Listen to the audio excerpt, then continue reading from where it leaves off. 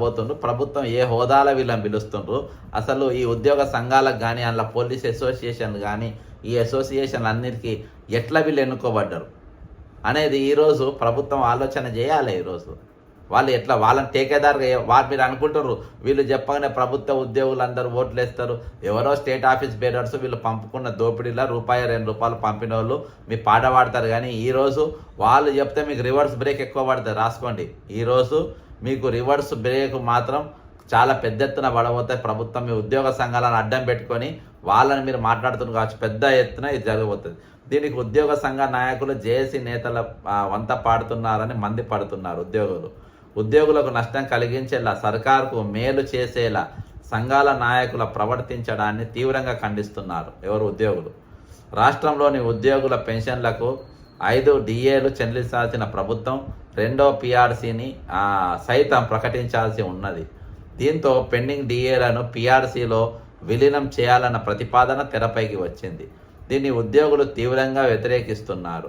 PRC అమలు తేదీ తర్వాత గత డిఏలను ఎలా విలీనం చేస్తారని జేఏసీలో కొన్ని సంఘాల నేతలు ప్రశ్నిస్తున్నారు.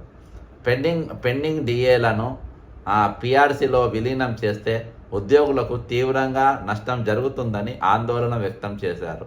అసలు ఇది ఎలా సాధ్యమని చట్ట ప్రకారం చెల్లుతుందా అన్న ప్రశ్నలు వస్తున్నాయి. ఖచ్చితంగా దీనిపైన హైకోర్టులో కేసు వేయాలి. ఉద్యోగులు ఎవరైనా ముందుకు వస్తే నేను మీకు హెల్ప్ చేస్తా. దయచేసి మీరు ఖచ్చితంగా ఈ డిఏల పైన పిఆర్సీల పైన ఒకవేళ మీకు కాకుండా రిటైర్డ్ ఉద్యోగులతోనైనా మనం దీనిపైన హైకోర్టులో ఒక రిట్ ఫైల్ డబ్ల్యూపీ ఫైల్ చేయించే మన ప్రయత్నం ఖచ్చితంగా చేద్దాం. ఇంత బహిరంగంగా అబద్ధాలు ఆడుతుంటే మోసం చేస్తుంది అయితే చెప్పండి. పెండింగ్ డిఏలను పిఆర్సీలో విలీనం చేస్తే ఉద్యోగులకు తీవ్ర నష్టం జరుగుతుందని ఆందోళన వ్యక్తం చేస్తున్నారు.